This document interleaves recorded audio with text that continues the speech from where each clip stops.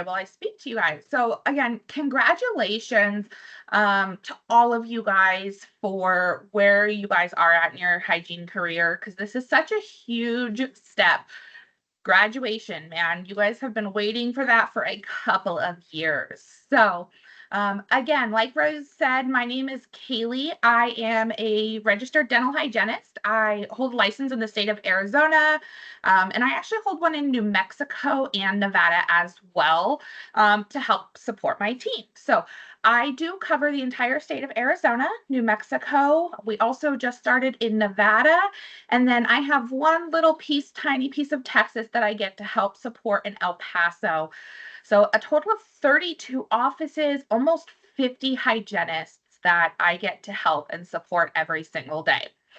Um, so here is what I have for you guys today. Hopefully I can get my PowerPoint to go forward here. All right, so give you guys a little bit of introduction, a little bit about myself. I want to talk about the interview process, best practices, some things that I see, some things that I'd love to see when I do interviews. Talking a little bit about training, what you should expect, what you should ask, and what you should be doing out of a training, whether it's with a DSO or a private practice. Really building those relationships as well. Who do you build relationships with? What do they look like? And how do you continue on with them? Getting started. We're in our first few weeks of our first job out of hygiene school. What do those first few weeks look like? And, the last thing, of course, is that growth, because as dental hygienists, sometimes we have that strive. We want to stay clinical for our entire careers, but sometimes things change, our life situation changes, and we want some growth. So I go over some growth and some different opportunities, again, whether you're with a DSO or a private practice or another dental organization. So here we all are. We're dental hygienists. We are nouns, right? We are people. You're dental hygienists. Sometimes that's just the place we go, but we're skilled professionals. We perform different duties. We like to help our patients. We maintain good oral health, but sometimes we have to confront our patients. Sometimes we have to support them.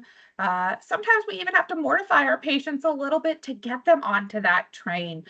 But what we are ultimately, again, we are people, we are providers, we are healthcare workers. So whether we're mortifying and horrifying our patients or really taking care of, them, we are dental hygienists. So again, a little introduction. So this is me, my beautiful boys. This is actually on a work trip. I was out in New Mexico. We decided to go for an evening hike and see some volcanoes. So those are my two beautiful boys. And they're the reason that I do everything from, where I went in life. I started my dental journey in the military. I graduated high school and said, I have no idea what I'm doing. I enlisted into the Navy and to the hospital corps. Honestly, my goal was I wanted it all. I wanted the blood. I wanted to save people's lives. I wanted to deploy. And that was my goal. I had been going through an EMT program as a dual enrolled high school student, and I wanted to make a difference in people's lives. Well, I didn't quite work out. So I went to basic training, spent a little bit longer than most. I'm not a runner. Um, if anybody knows about me, if I'm running, there's something chasing me, and you really probably are far ahead of me. If you see me running, there's a problem. Because I'm not it. But I went to basic training and I got a lot of different experiences, things that I hadn't seen before. After basic training, I went to hospital core school. Finished up hospital school, core school. Everyone else was selecting their orders. They skipped me, and I said, "Hey, Chief, you skipped me." Chief said, "No, we didn't. You're going to dental tech training." And somewhere in really fine print was down in my contract that I was going to go be a dental technician. So in the Navy, we had combined these two ratings. Previously, we were on our own. They used to call us dumb corpsmen because we had the caduceus and there was a big D on it. And it was because we were, they didn't think dental techs were very smart, apparently, but we were very smart.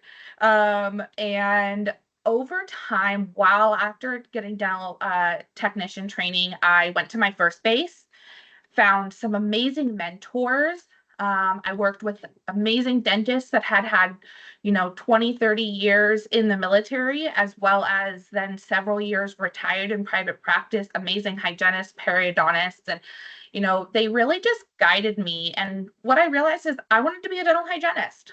So I got out of the military. I went to community college, one class at a time. It was a very slow process. Went to hygiene school. I graduated, like Rose said, very end of 2018, and started working really early 2019. Started in private practices. Like a lot of hygienists, I temped, I bounced around. And I graduated at a really interesting time, very different from the time that we are in now, where there was too many hygienists. When I graduated, there was too many hygienists. So finding those full-time jobs, which is what we were looking for, was very difficult.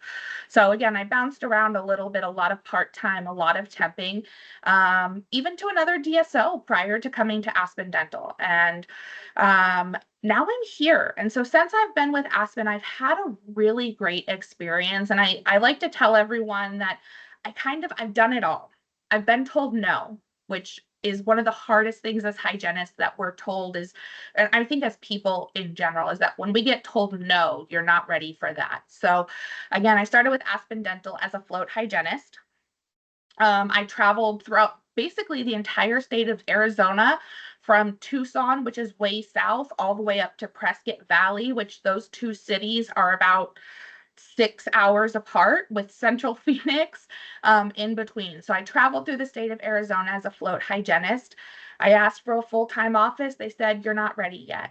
So I kept traveling and they said, "You're not ready yet." And eventually I was able to grow and help and work with the people around me, that I was then offered a permanent role into an office, where I was then able to grow that practice from a single hygiene struggling practice into a double hygiene office. So I had an associate hygienist who worked with me every single day.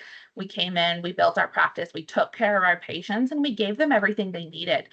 And then 2 years ago, I had the opportunity to interview and was promoted to the TMHS, so that Territory Manager of Hygiene Support with Aspen Dental. So I've been in this role now for 2 years, supporting our hygienists through the state. When I first got into this role, I had 26 offices. Now I'm at 32. So even within my own territory that I've had, we've continued to see growth. So I always like to share my journey with people, because for me it was so important. Again, as many times as I was told no and had all these different opportunities, and a very different start to my dental career. So that's just a little bit about me, a little bit about my journey. Um, let's talk about interviewing, right? All right, this isn't the one, but let me tell you, can I ask you kind of a weird question? I tell you, that's the first thing I want you guys to know. Ask your clinical questions, right? So, some clinical questions, can I see an example of your daily schedule? Don't be afraid to ask. You're going into this practice, they're asking you to come in and interview. You've shown them, hey, I'm a dental hygienist. You may be a new grad, but hey, I'm here for you. Ask to see those examples of their daily schedules. The last thing you want is to have this built expectation of, you're going to be a single column hygienist, or you're going to have two columns, you'll have an assistant, and then you actually get into your first day and you see your schedule and you're like, that's not what I was promised. So ask to see schedules. Ask to see schedules on different days. Hey, what does your Mondays look like? Are your Mondays busy? Are your Thursdays? Tell me what your different schedules look like. So ask to see different schedules at that particular office. And if you're going to be traveling to multiple offices, so again, whether it's a DSO or even some private practices, those doctors may own one or two offices. So if you're traveling, ask to see what those schedules look like. Is it the same between different offices? Ask. I can't, this is one of my favorite questions. I wish every hygienist would ask me this. Are you aligned with the 2017 AAP guidelines? Unfortunately, one of the biggest things is dentistry. Sometimes it takes us a little bit longer because there are some gray lines. The AAP guidelines were updated in 2017. So when I graduated, and I think maybe even right as Rose was graduating as well, these were just coming out. They were just, so we learned a different type of early, moderate, advanced periodontal disease. We didn't have these stages and grades. Unfortunately, we see this still in dental practices. So ask your doctors, ask the providers that are in that office. If you're working with another hygienist, are you aligned with those 2017 AAP guidelines? And if they say no, are you guys interested in learning the updated guidelines? Would you guys be open to bringing in and adopting these new guidelines? These are what you learn in hygiene school. And I tell all my hygienists right now when I'm helping them with something, or if they have a question, I always tell them, my hygiene instructor was Miss Bleeker. So I would say, what would Miss Bleeker do? If she was standing over your shoulder, what is she going to do? So have those conversations with your office. One of our favorite words in dental hygiene is autonomy. I know we all had to take jurisprudence. We probably all took some type of jurisprudence class, that very first class that most of us take when we get into hygiene school. Autonomy, that's a word that's thrown around a lot, right? This is our right to self-govern, to make decisions independently. We're fostering and empowering your personal development with autonomy. So ask those offices, what do they look like? You know, when you tell me that I have that autonomy to manage my schedule, well, what does that look like for you? Do I get to select my appointment times, my lengths? You know, how do we treatment plan? So ask those clinical questions. And how is hygiene treatment diagnosed? Is the hygienist going in? Are you guys doing it? Or is the doctor doing it? Right? We love our doctors. Sometimes, though, our doctors, we want to give them a hug, right? So who's doing the hygiene treatment and the hygiene diagnosing? Is this collaborative? Is it this is it and this is the only option? So ask those questions and write them down. Bring those questions on paper with you. I would much rather have you looking at a notebook, going down your list of questions than to not have a question at all. Ask your non-clinical questions, right? It's more than just clinical. We're building relationships. How does your organization or your office provide recognition? Man, we all love to be recognized. Again, I don't know about you guys. My hygiene school, I know we had the Gold Scaler Award. We had, top of the class awards. We had all these different things. We all want them, right? We are hyper competitive people. That's part of our nature in hygiene. So, how does your organization provide recognition? You know, are they a thank you card? Are they, providing you gifts during Hygiene Appreciation Week? And do they help you? And, ask what that recognition looks like, because what is important to you as a provider, as a new grad, as a hygienist? How do you want to be recognized?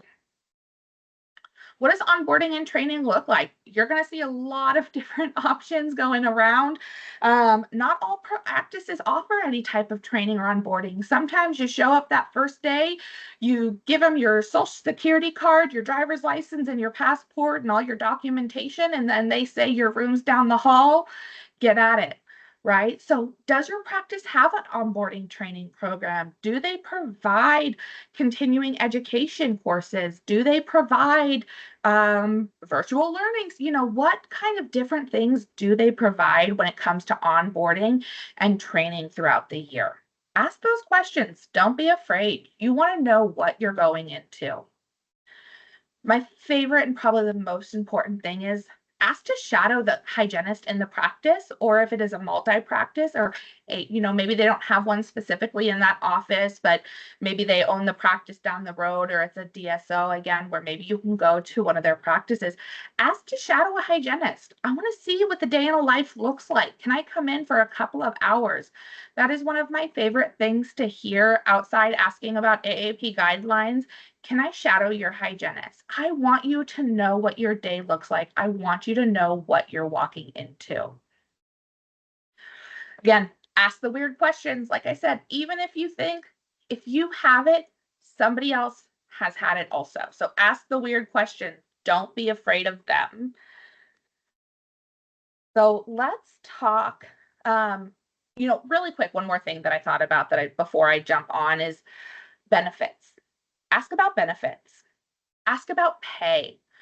So often you're going to see, again, as a new grad, you're going to see a lot of pay ranges, right? You're going to get, usually there's somewhere, depending on where you're applying for and where you're at, these pay ranges are different.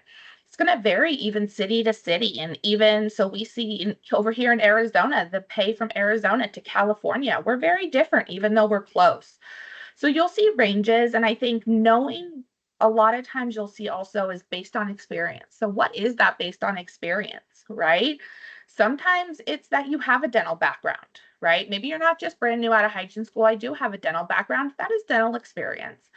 Is it different for a new grad versus a hygienist that maybe has been working for 10 or 15 years? So even asking those questions is when they're posting their pay is, ask, you know, what this is what I'm looking for, and when they if they bring up with experience, what kind of experience are you looking for? But also know the job that you're interviewing for. Read as much as you possibly can into it. Again, whether it's an office, a company, know what you're going in for and know those expectations.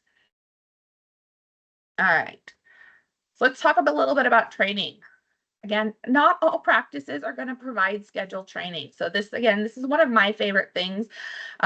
I also trained a lot of hygienists. I would say probably about a quarter of the hygienists in the Phoenix market were hygienists that I had the opportunity to train while I was still in clinical. So I think this is extremely important. So learning something new, right? So again, ask the question. I know I just talked about this, but if you've had it, someone else has had it too. Ask them to show you again. Don't be afraid to ask more than once. Hey, I don't remember where you said the sharpening stone was, right? So if you don't have that scheduled training, so often you're going to be just kind of put into those offices. You might have like a walkthrough. Here's how the computer works in, but ask the questions. If you can't find an instrument, ask the dental assistants, ask the doctors, and ask to explain the whys. Again, sometimes we're taught stuff and we're told things, and the answer is, well, that's just the way it is. Well, tell me more about that, right? Understand why you're doing the things that you're doing in your practices. Don't be afraid to ask those questions. I can't stress that enough. Um, Take your notes, right? You can always refer back to them later. Again, don't be afraid, don't be embarrassed. I carried a notebook. It's in my bag down here, but if you saw my notebook that I carry around, this poor thing has seen better days. It is all shredded up and all tore up, and it's because I go back to it almost daily, whether it's something in my position now, maybe I'm looking something up for a hygienist previously, but there's so many different options and things that we can do. So take your notes. There's nothing wrong with a reference sheet. Confidence. It comes with time. Again, you guys, we all just graduated hygiene school. We would love to be able to, I promise, I would have loved to been able to say, yes, I can come and bang out that 30-minute prophy, no problem. Let me get some 4 perfect bite wings in there. It comes with time. You're going, embarrassment.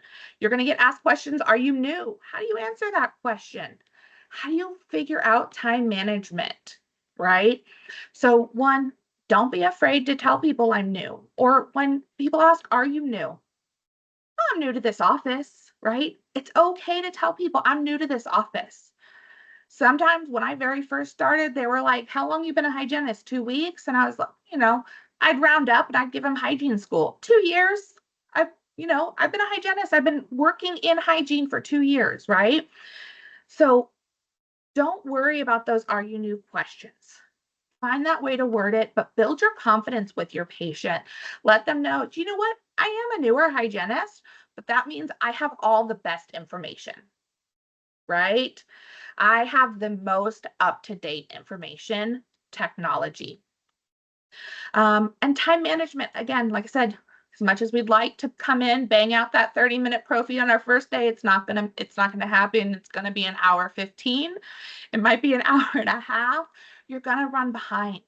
It takes practice. with an SRP. One thing I will always say is start with one quad at a time, just like in hygiene school. You start with that one quad at a time, you get to where you can, and you have that conversation. You educate your patient, but also talk to the other providers in their offices. How did you learn to increase your speed? So it takes time. Last, it's going to be okay. You're going to forget it. Ask again. Training is overwhelming. There is so much information. I know for us here at Aspen, especially when we have new grads, it's a 2 weeks, right? And we are putting so much information into you guys. Not only are we teaching you to use a brand new computer system, or if you're going into another practice, maybe you have, right? We kind of know how to use Dentrix. Maybe they have EagleSoft still, right? So it's okay. Ask again, write it down, bring your notes with you, right? All right. Had to blow up. It's okay. All right. Managing your relationships. As you guys go into your offices, there's a lot of relationships, and it's not just those ones with your patients. Patient and relationships are extremely important, but there's more to it. So these are our core leaders. So I want to talk about the core leaders in the offices. And usually, initially, I talk about like our core three, right? And these are going to be initially us as hygienists. We are providers. Remember that we went to hygiene school. We have licenses. We sat for boards. We are providers, right? We have the education, we have the knowledge, and you are important, right? When you think about your doctor's hygiene business or your doctor's business overall, we are crucial. They can't do what they do without us. So remember, no matter what, you are a core person on your hygiene, on your dental team overall. We have our OMs. Depending on where you're at, I hear them called all kinds of different things: office managers, operations managers, sometimes they're consultants, all kinds of different options. But these are your leaders on those real office leaders, right? So those persons that help you, they may manage the dental assistants also, they'll manage that front team. So often though, these are also the people that are doing consults. They are working with our patients on helping them find financial opportunities on how they can treat. So having a really great um, relationship with your front office team is extremely important, because together is how you guys build your practice. Those doctors, guys are going to see a lot of doctors, a lot of dentists, and there's different types. So I know here we have owner doctors, we have MCDs. Sometimes they're just called the dentist. Those are managing clinical directors or managing clinical doctors. And there's associate dentists. No matter who you're working with, these are all part of that core team. Whether it's the owner doctor and the managing doctor together, maybe you're working with a managing doctor and an associate dentist together to get, again, you guys all are building treatment plans for the patient. You guys are the core of that team. I always say these are our tripod. Without one of us, we all fall down and we're not able to support. So we have to have our doctor, we have to have our operations or our office manager, and we have to have you guys, our hygienists.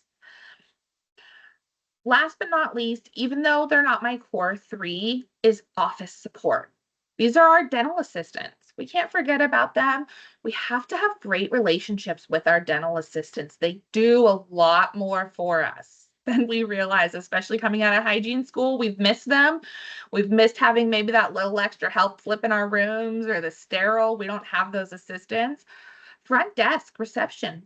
If we're busy and our schedule is booked back to back to back, who's helping confirm our patients for the next day? Who's helping take care, scheduling our patients for a couple of weeks out? And then your lab. Sometimes we forget about lab as hygienists. We're like, I don't make dentures. I don't make crowns. Guess what? We do medicament trays. Maybe we're doing fluoride trays, custom fluoride trays for our patients or for sensitivity. Maybe we're doing bleaching trays. Maybe our patient wears partial dentures. Sometimes I have to, as a clinical hygienist, I would have to take my patient's partial denture into the lab. We'd have to clean it, We'd have to get it adjusted. Maybe they had a full denture and it needs a reline. So really having those conversations and building relationships with every single person in your office, I just can't stress that enough, how important it is. All right. So we're going to jump into getting started in your career. So what should we do? I think these are it. These are the big things. Again, time management. I know we talked about it. It takes time. So again, you're not going to come in, you're not going to be able to pop out those, maybe it's not even a 60-minute half mouth SRP. So ask your team, how do you set your schedule preferences? I have a schedule preference. Every single one of my hygienists has one, and it lives up at the front desk. So that way, when their office manager is helping them schedule for their half mouth SRP, they know, hey, my hygienist needs 90 minutes. So, and as my hygienists grow, maybe they started at 90 minutes, and now I had someone just recently tell me, hey, guess what? I did that SRP in this amount of time, and it was a different, right? Or they're like, hey, I knocked out my prophy. Or my favorite thing now is in hygiene school, we're at a battle of who can do the fastest FMX. Ask me in a year. Do it in a year. Tell me how fast your FMX is in a year. But time management, it takes time. It all gets better. Chart audits. Chart audits. What procedures are scheduled? Do you know what's coming up on your schedule? Look through your charts. Make sure that your patients are on there correctly, right? Same thing with schedule audits. So not only are you checking that individual chart to make sure, have they had an exam in the last year? Do they need updated bite wings? Are they due for, maybe they need a refill on some type of MI paste or 1.1 Prevident toothpaste? But schedule audits too, are they for the correct length of time? Again, if your schedule preferences state I need 60 minutes for this and it's in the schedule for 45 minutes, we don't have that time. So doing your schedule audits and knowing that everything is in there correctly, and then having conversations, going and finding out, hey, so and so, I saw that you scheduled this outside of these preferences. Tell me about that. Ask those questions. Again, that's all with building those relationships too. Existing patients, right? Are they getting the best treatment that they need? One of the hardest things coming out of hygiene schools as a new grad was coming in and telling an existing patient that they needed scaling and root planing. See Rose shaking her head. She's been there. She knows. Are you perio charting your patients? Are they getting the care that they need? Are we just doing it because that's what they want? Or are we really educating them? So make sure that you're educating your existing patients as well. It's not just about those new patients that come in. Patients change, right? We can be prophy for a certain period of time and we have a rough month, we have a rough 6 months, and that bacteria built up more, and now we're starting to see the bone loss. We've lost the crustal bone. Hey, that's a perio patient now. Let's have that conversation. And success, right?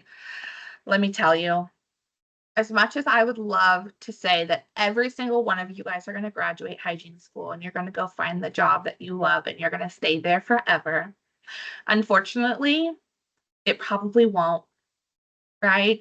Rose said it. She's had some offices, even me in my short career, right? I've been through my share of offices. So don't be afraid to leave your job.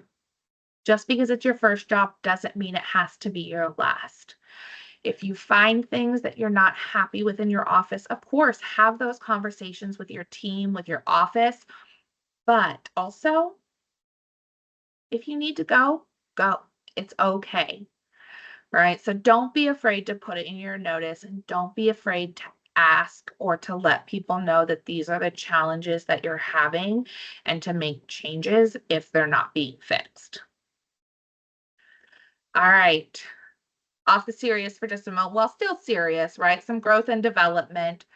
So again, coming out of hygiene school, I had a very different perspective. I worked with different hygienists and hygiene school. When I first started, I was told dental hygienists have an 8-year clinical lifespan. And after 8 years, you won't ever be able to do clinical hygiene again. And that's not necessarily true anymore. We've seen so much development in instrumentation and ergonomics that our lifespan really is a lot longer as clinical hygienists. I definitely have some 20-year hygienists on my team, so it's possible. But maybe clinical is not what you want to do, right? So don't stop your education. First and foremost, CEs. Maximize every CE opportunity you can. Even if you're said, nope, I've done all my CEs for the year for my licensing renewal, for my triannual, biannual, however your state does it, keep going. Take as many CEs as you possibly can. Learn something new, especially if your doctor pays for them. Do Also, there's so many opportunities for free and no cost CEs that are self-paced and live. There's a lot of free live continuing care opportunities, um, and virtual live. A lot of states have extended the use of those virtual live events. So take every opportunity, maximize it, even if it doesn't count towards your license renewal. And I say this especially in your first year of hygiene, because even though we got all this knowledge packed into us in 2 to 3 years, we forget it, right? Sometimes it was an in the ear, out the ear moment. So maximize those opportunities and continuing to learn. Clinical development, right? There's new technology. Master your role, right? So clinical development, ask for updated technology, right? 3D scans. I'm sure most of you guys have probably heard it. Most patients, when they look at dental x-rays, they see toes. They don't see teeth like we do.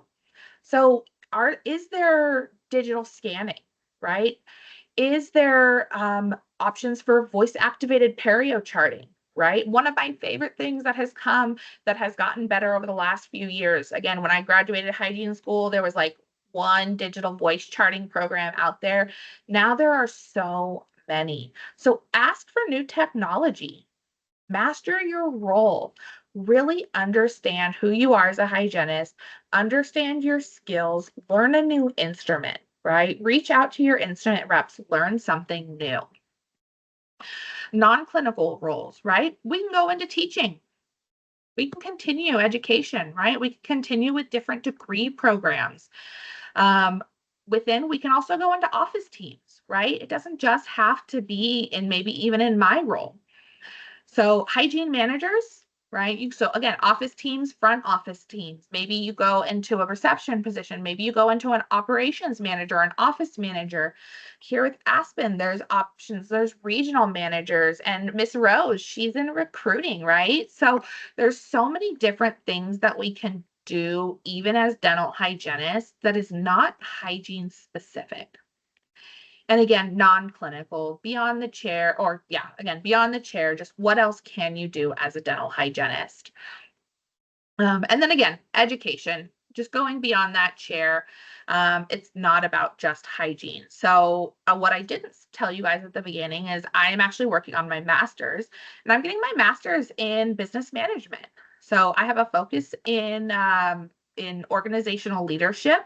And so there's more to it than just dental hygiene. So find something you love, find something that interests you. For me, I love spreadsheets. I somewhere have a pin that lives on my bag and it says this deserves a spreadsheet. Um, and numbers were something that interested in me. And so that's really what drove me out of clinical and into this management, is going and growing and learning something new. All right. Time, our favorite F word. We all know what it is, right? It's floss.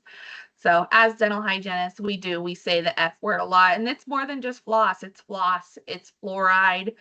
I know it's furcation. There's a lot of F words that we use on a regular basis. So thank you guys all so much for giving me the opportunity to talk to you and talk about career management. This is something that I truly am passionate about, is growth. And I can't wait to hopefully hear and see some of the things that you guys have that opportunity to do soon. Oh my word, Kaylee. Such a beautiful presentation. And Thank I mean, I you. am so honored to have gotten the pleasure to hear you present, and as well being able to share great tips with not only myself as a seasoned hygienist, but with the new hygienists that are on board on this call. So with that being said, everyone that's on the call, hopefully these were nice gems to go ahead and manage your start of your career. And hopefully Kaylee and I has given you great insight on what that looks like. We are living testimonies that you can make it more beyond just a chair. You can make it beyond just a scaler.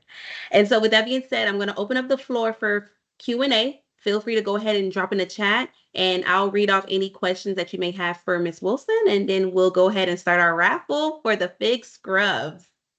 So I'll go Yes. ahead Oh, and big scrubs. Love your scrubs. And if I would have asked for anything when I graduated hygiene school, what I realized is I should have asked for scrub gift cards, because that was something that I really didn't think about. And those first few scrub purchases were expensive. yeah. All right. So So Kaylee, we have our first question. So one is coming from Pooja. She asked, how do we weed out the bad offices? What are some red flags do we look for? that's a really good question. It's hard, right? And I think even as someone who, we talk about even when we do interviews, right? And that hygienist the right fit? So it's hard. The interview process is hard. We don't always have all the questions. So again, one, most importantly, ask the questions. If there is something that you are specifically looking for in an office, ask the question, right? Red flags, you know, as it's mixed reviews, rock star hygienist. When you see a post, not that we are not rock stars, but when I see something, when I'm looking for, and they're like, oh yeah, rock star hygienist, we need a rock star, we need a rock star. Why do you need a rock? Like, I hope everyone wants a rock star, right? But I think with that, it's how they word their how they speak to you. How do they present themselves to you? If you show up and everyone's very lackadaisically, maybe they didn't remember that you were coming. Is that somewhere you want to be? Right? Um, and always, I would even say, be wary of, if you see an office, as much as, maybe again, hit or miss. If you see an office that has a very high pay rate, always look into it. Ask the whys. As much as I would love to make $90 an hour, is the moment that I see something, especially here in Arizona, where that's not even close to our median pay, when I see something posted that high, I want to know why, right? Is that something that I need to be looking for? So I think those would probably be, and I don't know, Rose, maybe any other thoughts that you have on, looking for those red flags? So with the red flags, I will probably keep it very brief. To your point, if you notice that on the job post, they're asking for the moon and stars, and it's just this is the amount of pay that they're willing to go ahead and give you as a hygienist starting off, whether I would definitely ask questions. I would also look for during any interview, ask for a shadowing of the office to see if the chairs, the infection control, if their instruments are even up to date. Because again, OSHA, you are treating patients. You want to make sure that you're using the best equipment, very sterilized. So looking at the office, just even in presentation, Yeah. how you're being treated, how did they greet you at the door? Kind of warrants some red flags, or at least to have a bit of concern. And I don't know if There's you another guys know, but instruments on average, 6 months. 6 months. some Ask change. how old Yep. those instruments are. Last question is from Lindsay. So, how do you know negotiate the time you need for appointments as a hygienist? Yeah. That's again really great question and it really something important. So I think this is something where you ask those questions in your initial interview. So what how much time do I get to set my appointment times? How much time do you guys generally schedule for a pro fee? And if they're telling you, "Oh, we put our 30 minutes." Okay, so I definitely hear you with that 30 minutes. What kind of schedule is that? Do I have an assistant? Right? Or what if, okay, I definitely hear you at 30 minutes. So as a new grad, 30 minutes might be a little bit difficult. How can we look at this schedule? So I think just asking the questions, I don't even know that it's about negotiating, but I think setting the expectations initially. And again, ask the office, like, do you guys have a practice sheet? Like I can write out my preferred times at this moment. Sometimes you may get asked, well, are you sure you need that much time? Yes. Yes, I do. But if I finish early, I'll let you know. Maybe we can call my next patient in early. So it's not so much a negotiation as it is setting those expectations. Again, you're a hygiene provider. Yes, we want to work with our office managers, our operations managers, but they're not hygienists. They don't know how long it takes you to do your job. So set those expectations, have that conversation consistently. And again, it's push back a little bit. Sometimes you have to push back and set your professional boundaries. I love that. I love that. All right. Well, again, like I mentioned before, thank you all for joining this call. And so now we're going to go ahead and get ready for the raffle. And I want to go ahead and say, I hopefully you everyone walk away with great gems from this call. I wish I had this call when I was a hygienist student, just starting my career back in 2015. But again, the more we know, the better we can be. And again, I wish you nothing but the best on your journey ahead. But now let's get to the fun part. So I'm gonna go ahead and do a wheel of raffle, and I'm gonna go ahead and spin the wheel. So I'm gonna share my screen so everyone can get visual of what is going on. So I have the names of all the attendees on today's call, and I want you all to verify that your name is on the list. I have six, which is Allison, Brooke, Lindsay, Pooja, and Princess. And if there's anyone that is missing, I would hope that they go ahead and let me know who will be the winner. And we have Princess. All right. Congratulations, Princess. You are the winner of this FIGS voucher that is going to be given by Aspen Dental. So I'll be asking for your size for both your top and bottom, and you'll go ahead and walk away with some new FIGS. Everyone else, Yay! everyone else will be getting a $5 gift card from Starbucks for being a part of this presentation. Again, hopefully your emails are valid because I will be sending a gift card on your way for even being a part of the presentation. But congratulations, Princess. You got some new scrubs. All right. So that is awesome. And that is all. I'm going to give you guys 5 minutes of your wonderful evening. But again, thank you so much for joining this call from Aspen Dental. Hopefully you guys walked away with great tips. Again, thank you so much, Kaylee, for being a part of the presentation and giving a wonderful presentation this evening. But I wish you nothing but the best in your journey ahead and have a good night. I will go ahead and start Thank you emailing those gift cards guys. and emailing Princess soon. Have a Good good one. luck. Good Bye. luck.